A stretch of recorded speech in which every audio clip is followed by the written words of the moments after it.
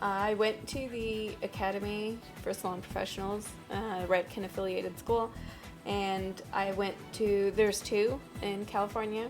There's the one down in LA, and then there's the one in the South Bay, and I went to the one in the South Bay, and that's where I grew up, and now I live in the city, in San Francisco, but I was choosing between, and I get asked a lot by girls that are going to cosmetology school and wondering what schools they should apply to. Obviously, there's a school, better for everyone, and I was looking at the Paul Mitchell School and the Aveda School, and then the school I actually went to. And the thing with the other schools that I felt kind of didn't suit me is color is definitely my passion, and I felt with Aveda they are so different, and they have their own, not their own color system, but their whole numbering system, and I just felt that learning through Aveda I would benefit more working only with Aveda, and I didn't want to be stuck necessarily with any brand. I wanted more to learn color from its basics, and so that it could be applied to kind of any brand.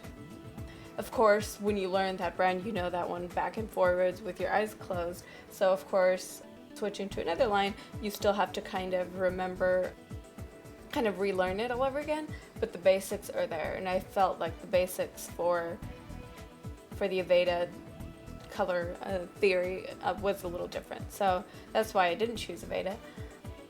And then Paul Mitchell, they were very, I don't mean to sound that they were more geared towards cutting, but they had a very definite way of cutting, and I just felt that the Redken school was just more focused on color. I mean, of course we focused on everything, but it was the one school that I felt like we actually got to mix color, and we got hands-on training on how to mix and why we're mixing this. And so that is really what made me pick the school. The other part is also that we have a business aspect to the school part. So before you graduate, you actually go through a series of learning how to market yourself and how to, retail sales and all of that. And I think that that's a really, really big part, obviously, in the hair industry or the salon industry, because a lot of your business will be, selling up your services and products, and not necessarily to make money off the products, but in order for your clients to have better hair at home, because you can do an amazing job in the salon, but say they leave and then they don't take care of it, the work you did kind of goes to waste, and that reflects your work. So you want them to go home with a prescription on what, and how to maintain their hair the best as possible for what you did to them. So it's all these little tricks that obviously if you haven't learned, you probably wouldn't necessarily know how or what to do. So also just client communication and all of that. So to me, it felt like it was the most well-rounded school, for me at least.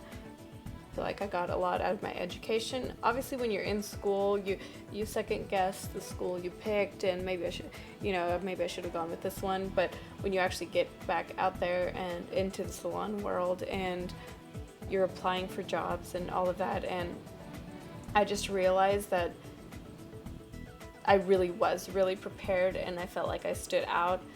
Even going through state board,